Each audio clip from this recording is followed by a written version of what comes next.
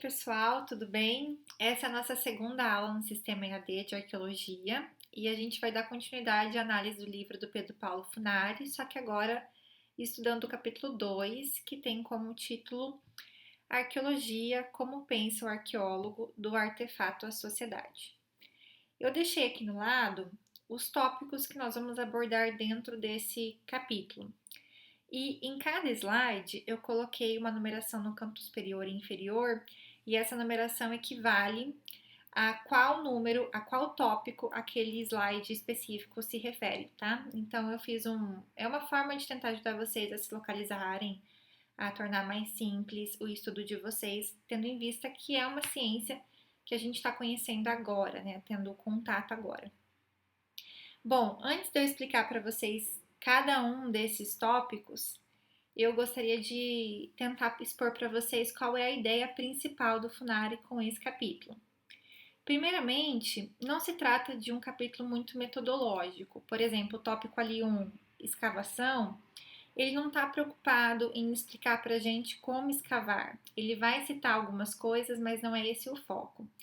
Na verdade, ele quer falar sobre quais são as interferências que existem dentro de uma escavação, de uma análise de um artefato, da análise de uma sociedade. É muito mais uma reflexão filosófica do que uma reflexão metodológica. Nesse sentido, vamos fazer um paralelo aqui com a história. Se fosse um livro de história, não seria um capítulo explicando como analisar determinado documento. Seria um capítulo explicando mais ou menos sobre o fato do documento só falar quando o historiador interroga. E quando o historiador interroga, ele está cheio de subjetividades, o presente em que ele tem, as concepções que ele tem, a teoria que ele adota, a metodologia que ele escolheu, tudo isso interfere na leitura do documento. Então, seria muito mais uma questão teórica que o Funari aborda nesse capítulo, do que propriamente como você deve fazer, como você deve proceder. Sempre tirem essa essência do capítulo, porque não se trata de um capítulo para vocês decorarem muitas coisas, mas um capítulo para a gente refletir sobre a prática dos arqueólogos e, se possível, fazendo uma analogia, uma comparação com a nossa prática enquanto historiador, que eu acho que pode contribuir muito, tendo em vista o cuidado que o Funari tem de apresentar todas as influências externas e internas que o arqueólogo pensa, né? Afinal de contas, o capítulo é como pensa o arqueólogo. É nesse sentido esse pensar, tá, gente? No sentido de que o arqueólogo ele enfrenta influências teóricas, concepções do presente, que o artefato ele não fala por si mesmo, aquela ideia de que a gente viu aula passada, de que o artefato não pode ser visto como um simples objeto, que ele representa, ele mostra relações sociais, e toda essa leitura se torna uma leitura subjetiva, né? Enfim, eu acho esse capítulo bem interessante e eu queria que vocês aproveitassem, então, nesse sentido mais reflexivo do que metodológico. Muito mais da gente problematizar do que simplesmente a gente decorar os pontos aqui, que não é a ideia, tá? Gente, o primeiro tópico é sobre as escavações. Como eu disse, não é a função dele aqui nesse momento, apesar de ser importante, falar como são feitas as escavações muito detalhadamente. Mas eu vou passar para vocês agora um vídeo falando sobre escavações que eu achei bem resumido e que vai trazer algumas reflexões para a gente também. Olá pessoal, nós sabemos que aqui existem vestígios deixados por grupos antigos. E agora, como funciona uma escavação arqueológica?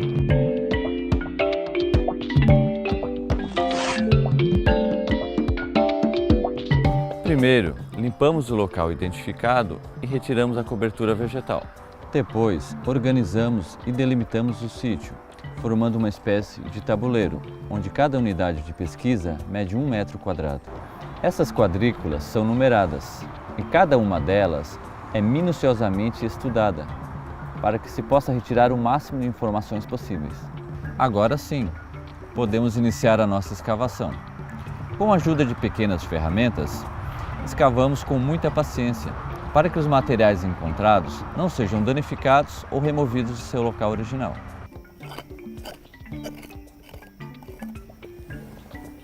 Cada unidade é escavada por camadas, onde todo o material encontrado é evidenciado com a ajuda dos pincéis, para que possam ser fotografados e desenhados. Mas antes, todo o material é peneirado, para que nenhum microvestígio se perca.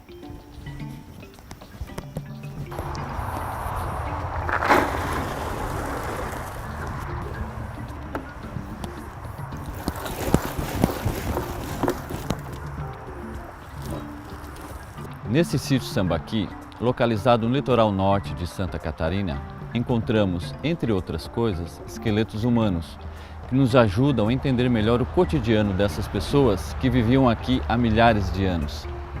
Todos os materiais recebem uma etiqueta com informações importantes sobre eles, como local, profundidade e matéria-prima de que são formados. Depois disso, todo o material é acondicionado em caixas adequadas para o seu transporte até o laboratório. Agora que você já sabe como funciona uma escavação arqueológica e conhece a sua importância, nos ajude a proteger esse patrimônio que é de todos nós.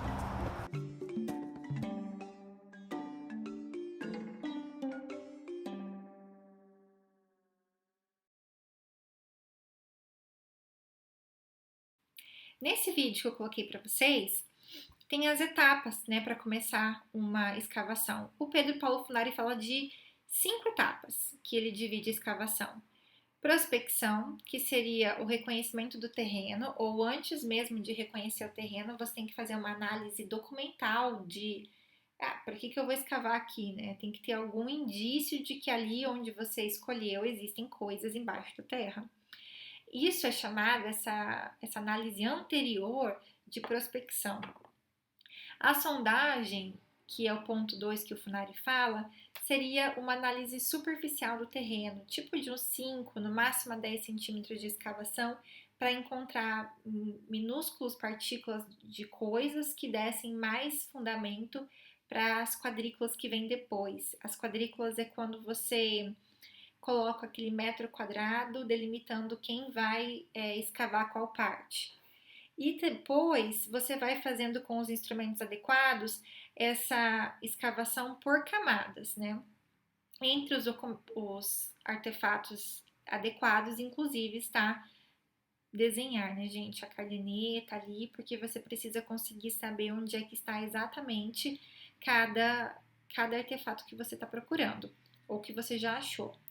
Eu não esqueço daquela nossa aula que a gente teve com a Natiele, que ela falou da demora que tinha só para tirar a poeirinha ali daquele dinossauro que eles encontraram. Imagina a demora que não deve ser para você retirar, né, aquela peça inteira daquele local. Porque, como disse no vídeo, você não pode alterar, né, o arqueólogo não pode alterar o local ali de onde está a peça. E depois que você consegue retirar e desenhar onde é que estava, porque vai ser o objetivo do arqueólogo. Meu Deus. Vai ser o objetivo do arqueólogo reconstruir, inclusive, o local onde foi encontrado e não só o objeto em si, como a gente viu lá passada. Esses artefatos são levados para o laboratório, onde é feito o trabalho de campo. Tá. A gente viu que é mais ou menos por aí. A gente já sabe fazer uma escavação? Não, a gente não sabe fazer ainda uma escavação, é muito mais complexo do que isso. Porque o intuito do Funari não é mostrar pra gente agora como se faz essa escavação.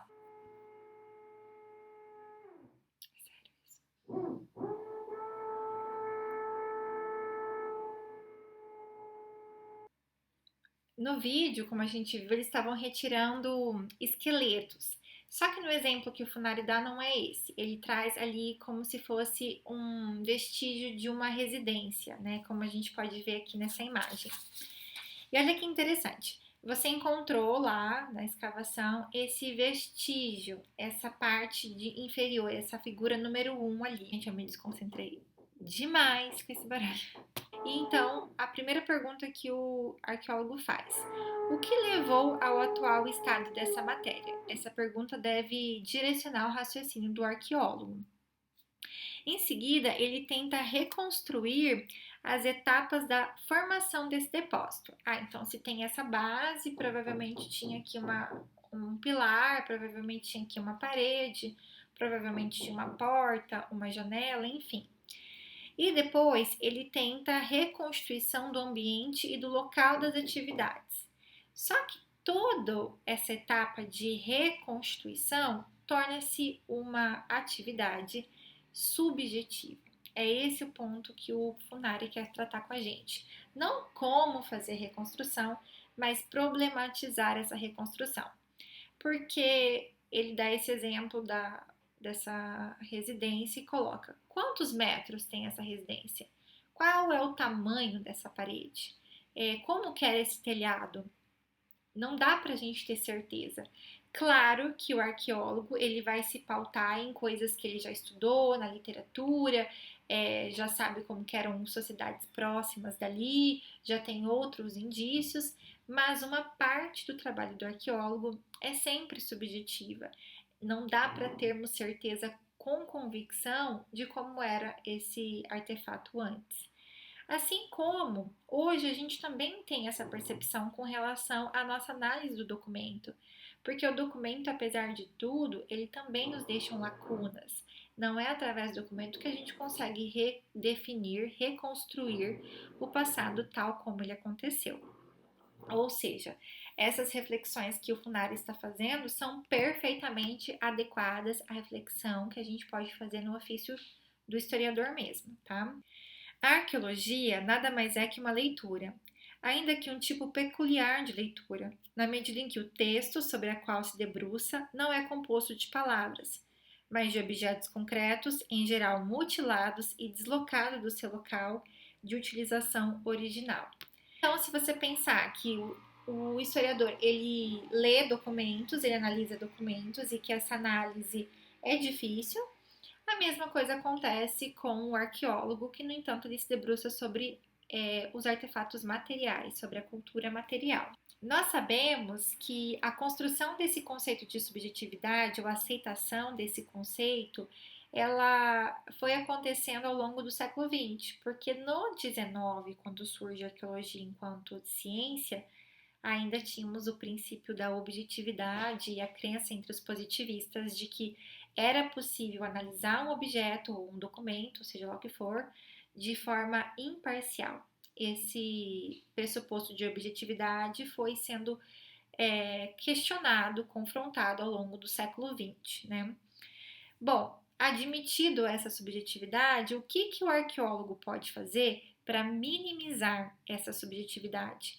Quais são as ferramentas que ele tem para conseguir fazer uma reconstrução o mais parecido possível com o que foi? Afinal de contas, nós não estamos falando ou trabalhando com a ideia do porquê não temos, de por que não temos uma reconstrução exata do que foi ou do como era, que por conta disso a gente pode aceitar qualquer versão. Isso não é certo também. E o Funari fala que existe a questão da interdisciplinaridade. Eu já havia comentado com vocês que a arqueologia é muito interdisciplinar, muito dependente de outras ciências, e isso é muito legal, não é um ponto negativo, pelo contrário. E ele fala assim que a interdisciplinaridade ocorre entre os arqueólogos, principalmente com aqueles que também trabalham com a questão da leitura e interpretação, com comunicação, como é o caso da semiótica e da psicanálise. O que tem a ver a psicanálise com a arqueologia? Porque a psicanálise também tenta entender a comunicação que existe entre as pessoas e como essa comunicação se dá por objetos, se dá por artefatos, existe uma conexão que o arqueólogo consegue realizar. E um exemplo que ele traz é, por exemplo, das espadas, que é um artefato, é um símbolo, ele não tem só uma utilidade prática de matar o outro, mas ele também traz um sentido oculto, né? E a psicanálise vai dizer que representa um símbolo fálico. Bom, eu consigo ver isso. Claro que eu sou influenciada pelo contexto histórico que eu tô, enfim. Mas eu vejo muito um símbolo fálico ali. Bom, Então deu para a gente perceber que o ponto-chave dessa parte da escavação é que o Pedro Paulo Funari queria mostrar para a gente que na realidade existe uma subjetividade até mesmo nesse trabalho mais mecânico, mais metodológico da profissão do arqueólogo, na reconstrução daquilo que ele encontrou, dos vestígios, e que para minimizar essa subjetividade, a arqueologia conta com a interdisciplinaridade. Como a gente viu no vídeo, eles estão escavando coisas ali da terra, né? Mas nós aprendemos na aula passada, através do arqueólogo Wheeler, que na realidade a arqueologia não escava coisas, mas escava pessoas. Só que a gente olhando assim não dá a impressão, dá a impressão de que ela só escava coisas, né? Que aquilo lá, aquela função prática, seria a única função do arqueólogo, quando na verdade não é. Então, por que não é? Como que a gente pode pensar os artefatos para a gente interpretar que na realidade eles não estão olhando para o artefato enquanto fato? O Funari fala que sempre que o objeto de estudo do arqueólogo, enquanto matéria assimilada às necessidades humanas, é sempre indicativo das relações sociais nas quais foi produzido e apropriado. Quer dizer, um objeto em si, ele não fala só sobre ele, mas ele fala sobre as relações sociais que envolvem esse objeto ou esse artefato. Pensa no exemplo dessa caneta Bic, por exemplo, né? Ela indica o uso, que é a escrita. Esse artefato também nos indica a forma como foi produzida de uma forma industrial, por exemplo, quais materiais foram utilizados para a produção desse artefato. E ela também nos induz qual é a utilidade que a gente deve usar ela para escrever. Então, todas as relações, as implicações que tem em volta dessa caneta, elas nos indicam relações sociais. É nesse sentido que a gente tem que observar o artefato. Não como o fato em si, mas como a ideia de que, através deles, é possível relacionar o estudo do arqueólogo com as próprias relações sociais. Cada artefato, ele possui duas facetas. A primeira, que é uma função primária, a utilidade prática desse artefato, e uma segunda, que é uma função simbólica. Trouxe 3 exemplos aqui, 3 figuras. Primeiro, vamos pensar essa taça de ouro. Ela indica uma prática de beber algo dentro dela, né? Ela tem uma função prática. No entanto, o fato dela ser de ouro, de ser toda trabalhada, ela tem uma função simbólica, uma função de status sociais relacionados a isso. Além do mais, ela pode indicar, por exemplo, que o tipo de refeição que era feita por essa sociedade que produziu essa taça é uma refeição individualizada, o que é diferente dessa imagem que a gente está vendo, essa tigela ali de cerâmica. Por ser grande, os arqueólogos vão tentar interpretar mais voltado para uma alimentação coletiva. E eu trouxe uma outra forma de taça, uma taça entregue em campeonatos, que também é uma taça, mas que não tem a função prática do que a outra taça. Como que o arqueólogo vai fazer essas diferenciações, né, gente? É um trabalho muito minucioso e também de muitas associações, de muitas analogias para ele conseguir interpretar esses artefatos, não eles em si mesmos, mas tentar desvendar as relações sociais que existem por trás de cada artefato. O objeto aparece como um mediador entre o indivíduo e a sociedade, ou seja, todo o relacionamento das pessoas com o mundo em que vivem passa por artefatos. Por exemplo, esses 2 cocais aqui, esse cocal e essa coroa.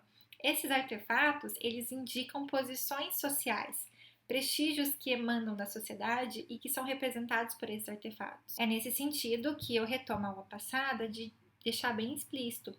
O arqueólogo ele não faz só o trabalho de escavar, ele vai tentar relacionar os artefatos escavados com as relações sociais. Baseado em que ele vai fazer isso? Baseado na ideia de que cada artefato é um mediador das relações sociais, tendo em vista que toda e qualquer relação social perpassa por objetos, perpassa por artefatos. Então, a gente entra no tópico 3, que é os objetos arqueológicos na sociedade contemporânea. Vamos retomando a construção do raciocínio do Funari.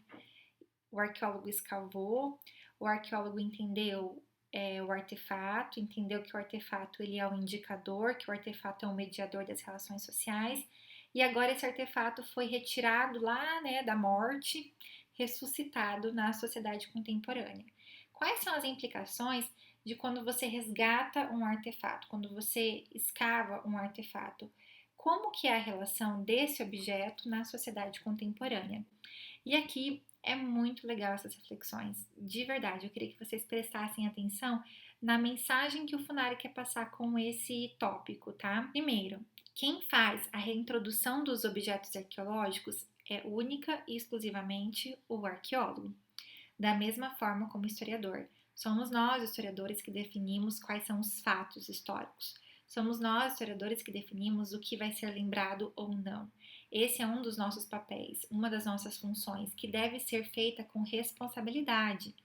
E eu acho que é isso que o Funari quer chamar a atenção aqui, na responsabilidade que o arqueólogo também tem. Quais artefatos serão lembrados? Quais artefatos serão preservados? Tendo em vista que cada artefato, quando você elimina ou quando você guarda, você preserva a memória, por trás dessa escolha existe uma escolha subjetiva e ao mesmo tempo existe uma função ideológica. O que devemos conservar?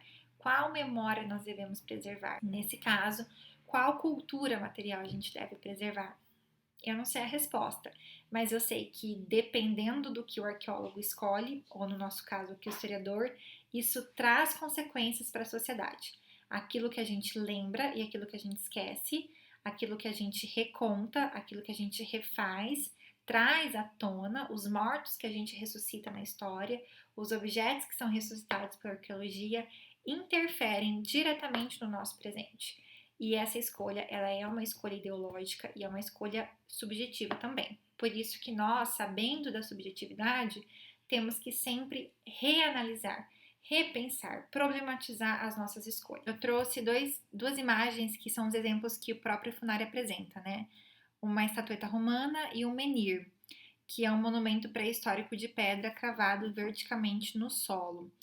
Bom, quando a gente decide guardar, exaltar uma estatueta romana, não é simplesmente isso. Por trás da nossa escolha, é como se a gente quisesse preservar esta cultura e não a outra. Como se nós quiséssemos perpetuar na história e valorizar uma parte da história enquanto a gente exclui a outra.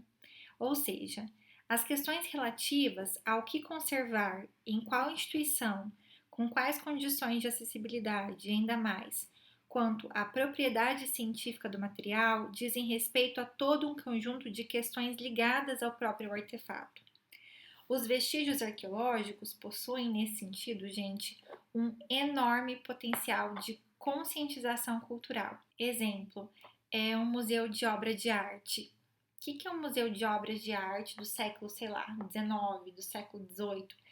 Representa. Ele, por si só, já nos traz uma informação sobre a sociedade do presente que que montou esse museu. As pessoas que visitam, o quanto de iluminação, o quanto de dinheiro que foi gasto para preservar aquelas obras, dizem também não só sobre as obras do passado, mas sobre o presente que decidiu por fazer ela. Ou seja, analisando essa imagem, a gente percebe que dentro do museu de obras de arte do século XVIII e XIX, nós estamos querendo valorizar a vida aristocrática. A gente valoriza essa vida, a gente valoriza a produção que a aristocracia fez no momento de plenitude dela, no momento de exaltação cultural, e ao mesmo tempo a gente pretende conservar esse ideal de aristocracia. E aí que vem a alfinetada que o Funari traz, que é a questão mais importante desse tópico. Entre os arqueólogos predomina ainda a atenção para os objetos únicos e excepcionais. Lembra que a gente comentou na aula passada sobre o tal do Indiana Jones, que é aquela busca incrível e incessante sobre um objeto muito valioso, né? A Arca da Aliança, por exemplo. É óbvio, e não deveria ser, ou deveria ser problematizado, que o arqueólogo está em busca disso, desse objeto precioso, dessa coisa que vai recontar, que vai mostrar como que era incrível as sociedades passadas. Só que essa busca, ela diz muito sobre aquilo que nós queremos preservar e aquilo que nós valorizamos. A mesma coisa acontece entre os historiadores. Você não vê as pessoas empolgadas em fazer uma história regional, em fazer uma história de Maringá, em fazer uma história sobre os indígenas. Na verdade, quando alguém fala sobre esse tipo de pesquisa, são pesquisas que não são muito valorizadas. A galera quer continuar estudando o quê? As sociedades antigas, as sociedades medievais.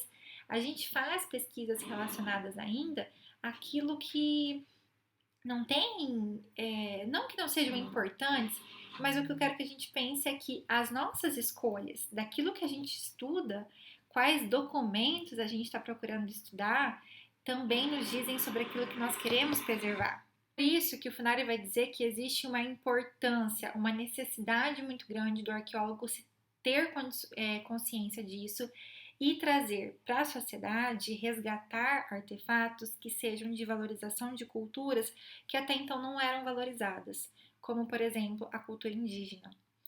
É muito importante o arqueólogo e o historiador entender essa função dele, essa reflexão sobre a importância de você montar um museu sobre artefatos indígenas, de você resgatar a nossa origem indígena. E ele ainda apresenta, né, nos dados do livro que 30% da população brasileira tem descendência de indígenas, mas que não existem muitos museus sobre isso, não existe uma história contada sobre isso. E de quem que é a culpa?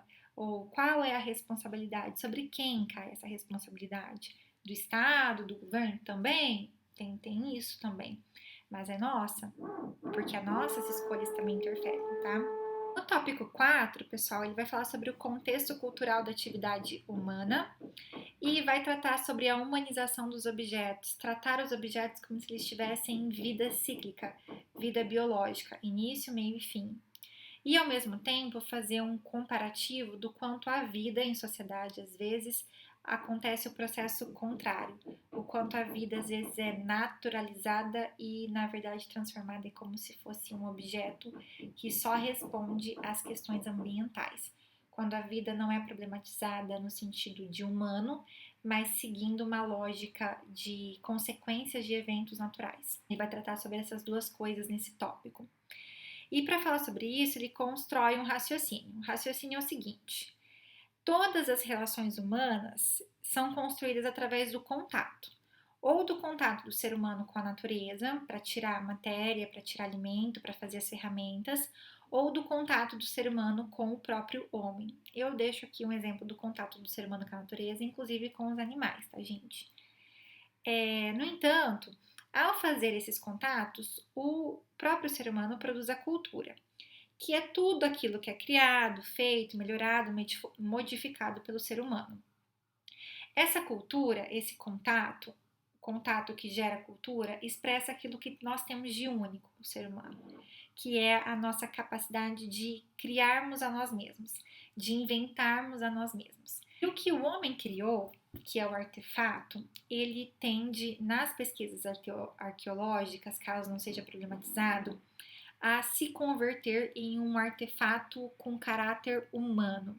Se eu mostrasse, por exemplo, para os meus alunos estas 3 imagens, um vestido longo, um vestido meio curto e um vestido bem curto, e eu perguntaria para eles, gente, o que aconteceu para que os vestidos fossem longos, depois mais ou menos compridos e depois curtos?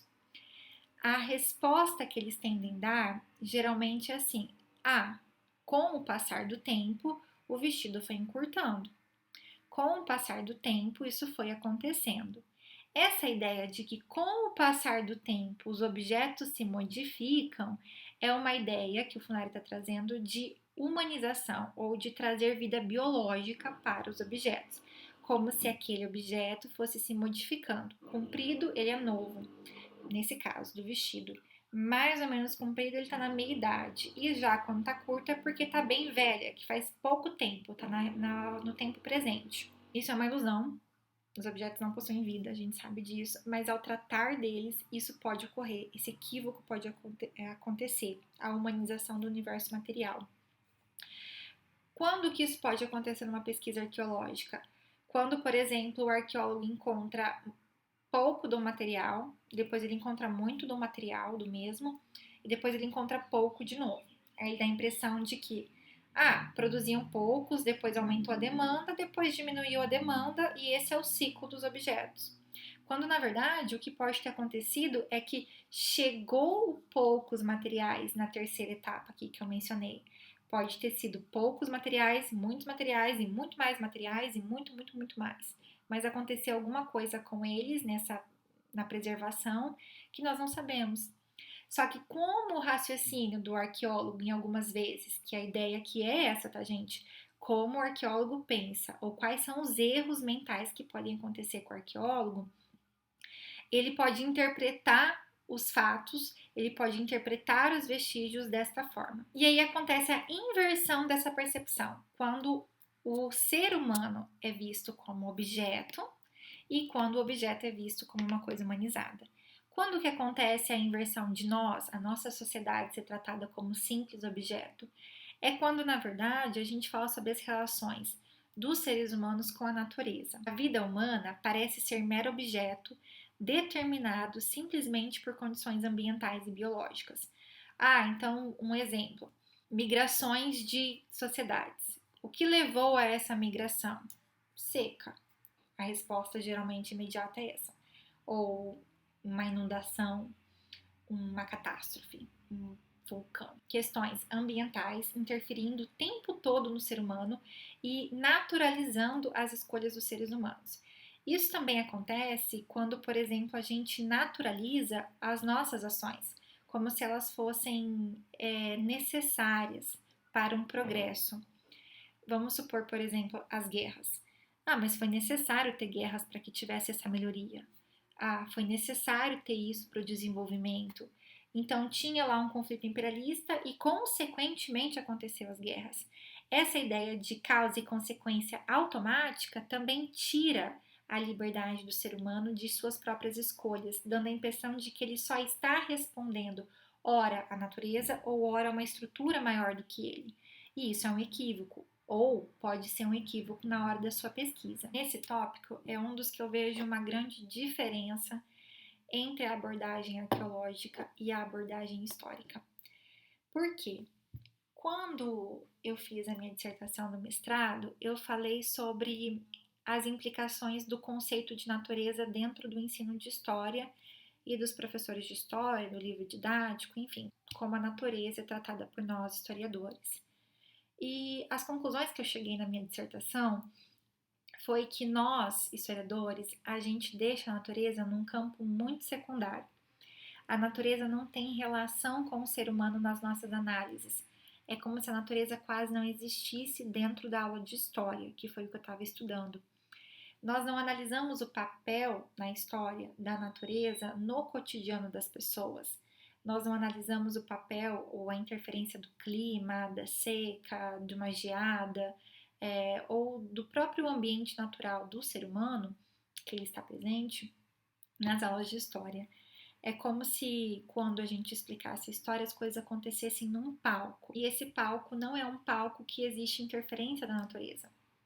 O que eu quero dizer? É uma opinião minha, foi a minha dissertação, mas eu acho que enquanto na história a gente relega demais a natureza, a gente não analisa muito a interferência da natureza na sociedade, o contrário acontece com a arqueologia. A arqueologia traz um papel muito grande para a natureza na análise das sociedades. Por que que eu acho que isso acontece?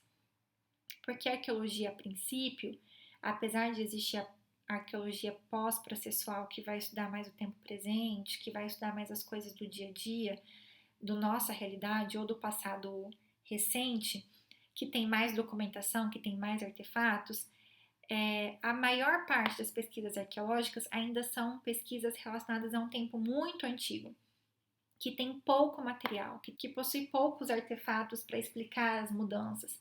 E diante da incapacidade ou das lacunas que esses artefatos deixam, eles acabam deixando as respostas para a natureza.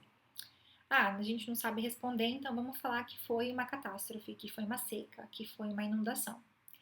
Já nós da história, como trabalhamos com documento escrito e tem uma imensa quantidade de documentos escritos, o que a gente faz? A gente esquece de analisar a influência da natureza. Quem tá certo, quem tá errado? Eu acredito que nenhum e nem outro, né? Porque a gente sofre com a interferência da natureza o tempo todo, inclusive agora eu tô dando essa aula para vocês aqui à distância por uma questão biológica, por um vírus. E isso acontece o tempo todo, né? Quantas pessoas não morrem e a vida é natureza, a vida faz parte do natural. Aliás, o que é natural? Nós somos natureza, nós somos naturais e aquilo que a gente constrói também é natural, né? Enfim, é uma discussão que a gente pode fazer depois. O que eu quero dizer, concluindo, é que enquanto a arqueologia dá muita atenção para a natureza, na minha opinião, porque ela possui menos cultura material para analisar, menos artefatos, nós da história fazemos o contrário. A gente não dá muita importância para a natureza na hora da gente analisar as nossas mudanças na sociedade. Com exceção, claro, do Brodel, por exemplo, que faz aquela obra magnífica do Mediterrâneo, quase toda ali pautada na geografia. O tópico 5 e o tópico 6, eles são completamente complementares. Eles são duas situações distintas.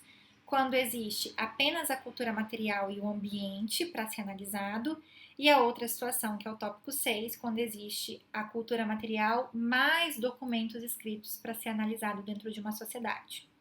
Sobre isso, a gente tem que retomar aquela divisão entre pré-história e arqueologia histórica. A arqueologia pré-histórica, a gente já viu isso, é aquela que não dispõe de nenhum tipo de documentação escrita. Tudo que tem são fontes próprio do material e do seu contexto. Já a arqueologia histórica é aquela que também dispõe de informações textuais. Dentro da cultura pré-histórica, que só possui fonte com cultura material, como que o arqueólogo ele faz para analisar ou para chegar às conclusões sobre aquelas sociedades que só dispunha da cultura material? Primeiro, é feita uma redução, uma análise de que o povo é exatamente aquilo que ele fez. Como a gente tem pouco acesso às culturas passadas só pelos artefatos que ficaram, aquele artefato é exatamente o povo em si. E é feita a utilização de analogias e entra as abordagens etnográficas. As abordagens etnográficas são aquelas que tentam fazer uma analogia, né, uma comparação com o estudo dos indígenas atuais.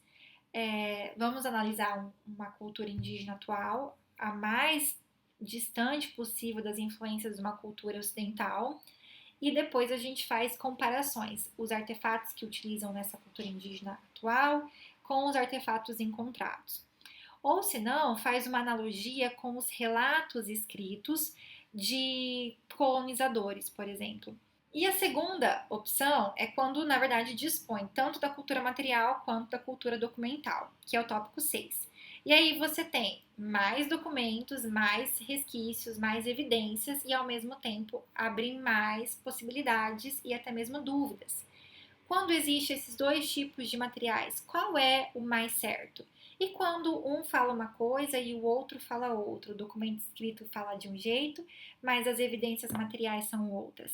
Qual priorizar? Como lidar com essa junção de dois tipos de evidências diferentes, que são tratadas por especialistas diferentes?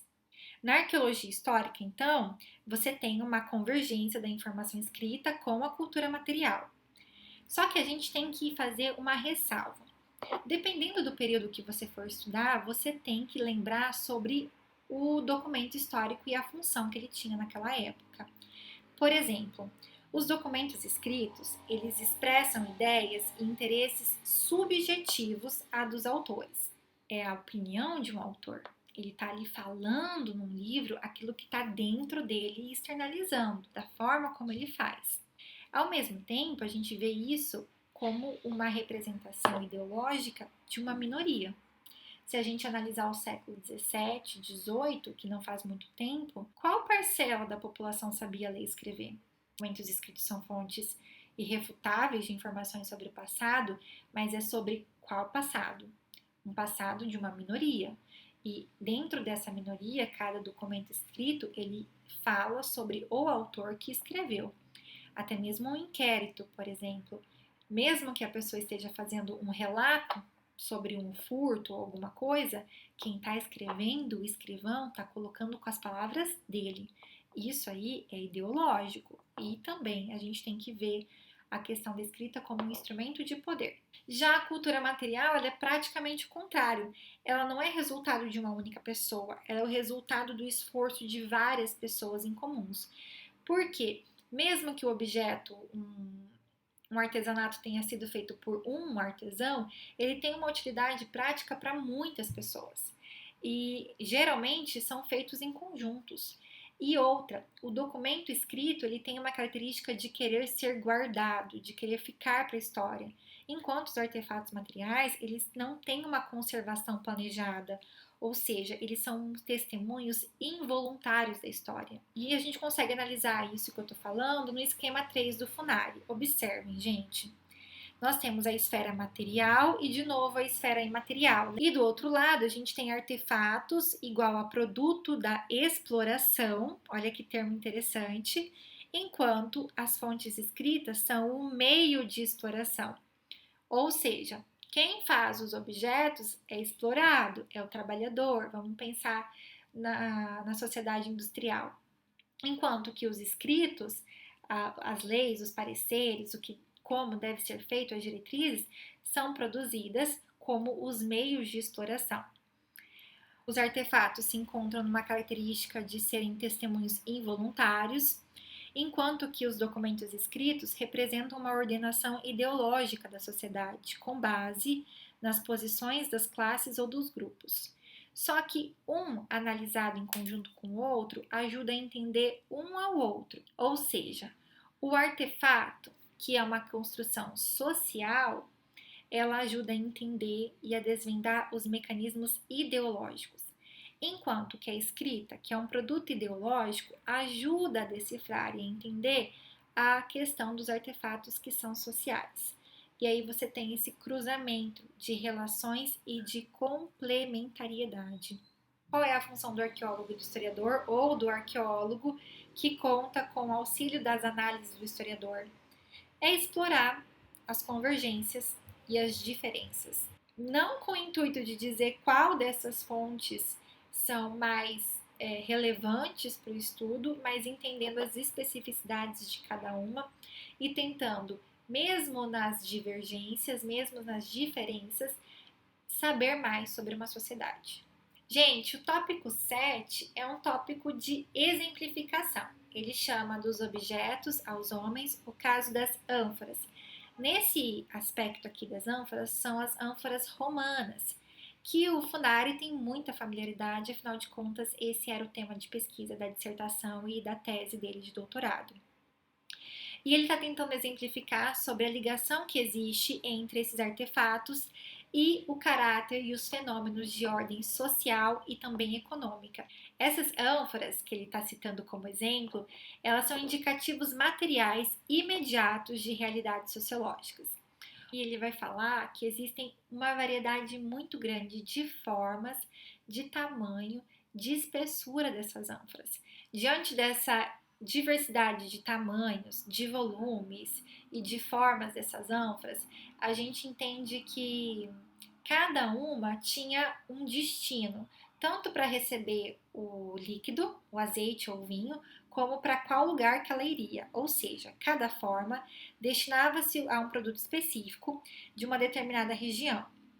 A presença da ânfora numa determinada região indica que ou aquele azeite era produzido naquela região, ou que aquele azeite chegou até aquela região. E o arqueólogo vai tentar decifrar se foi uma coisa ou outra e se veio de outra região, de qual região que foi. Ele analisa principalmente as ânforas Dressel 2,4, que destinava-se ao transporte dos melhores vinhos italianos. Como é que ele sabia que esse tipo de ânfora Dressel 2,4 era destinado aos melhores vinhos italianos? Através de análise físico-química. Olha que legal, mais uma vez a interdisciplinaridade. Analisando o pH desses vinhos, a forma como era produzido, os arqueólogos, em junção com a química e com a física, conseguiram estabelecer que aquele tipo de ânfora específica era para isso. Como o arqueólogo não estuda só o objeto em si, a gente tem que entender quais são as possibilidades de resultados com a análise das ânforas. O que a gente consegue tirar de informação com isso? Bom, primeiro, determinar as regiões importadoras, determinar os ritmos de expansão da exportação, chegar a porcentagens de expansão de vinho italiano em relação a outros vinhos, calcular o movimento de recursos provenientes das regiões importadoras em direção às propriedades rurais. O Funari ele quer exemplificar aquilo que ele falou lá no começo, o papel mediador dos artefatos. Estas ânforas aí que são desenhadas, elas têm o papel de mediar, de dizer sobre as relações sociais, tanto econômicas como sociais realmente, de trabalho, de produção, de como que era realizado um serviço. A própria externa da configuração dos vasos indica o conteúdo do seu interior. Numa época em que não existiam rótulos, o formato do vaso, a espessura dele, a largura da boca indicava qual líquido tinha dentro. Isso facilitava nos armazenamentos, isso facilitava no transporte, nos navios, isso facilitava na hora de vender, ou seja, não precisava abrir cada uma. Como é que você ia saber qual vinho tinha, né? Que a ânfora, nesse exemplo do Funari, está exercendo o papel dela de indicar uma função e, ao mesmo tempo, de mediar uma relação social. Ela indica a função de guardar o vinho e ela media todas as relações que existem por trás da produção desse vinho. Pessoal, nós estamos começando agora o tópico 8, que se chama Em Busca de Quê? A influência dos modelos de interpretação. Só que a gente tem um problema. Como eu precisei pausar esse vídeo muitas vezes por conta da construção do meu vizinho, sei lá, que diabo que ele tá fazendo ali em cima, eu tô com o tempo aqui de gravação muito grande e eu tenho medo dessa aula ficar muito cansativa e muito exaustiva. Eu não tenho dimensão de quanto tempo essa aula vai ficar, porque eu vou ter que recortar muitos espaços que eu tive que deixar rolando o vídeo aqui enquanto eu não tava falando nada. Resumo, pode ser que a gente encerre a nossa aula aqui, tá? E a gente deixe para analisar o tópico 8 e o tópico 9 para a próxima aula. Se isso acontecer, que eu não sei, juro, já deixo indicado aqui que eu vou passar a leitura da próxima aula, que vai ser sobre o Funari de novo, mas uma outra obra dele, um artigo falando sobre a relação entre cultura material e a fonte para o historiador, que vai dar um complemento nisso aqui que a gente viu e uma problematizada também. Caso não fique uma aula muito extensa, eu dou continuidade e recorto isso e vocês não vão nem saber. Então é isso. Ficou muito grande, eu acabo aqui. Abraço a todos, façam as atividades, estou aqui para tirar dúvidas.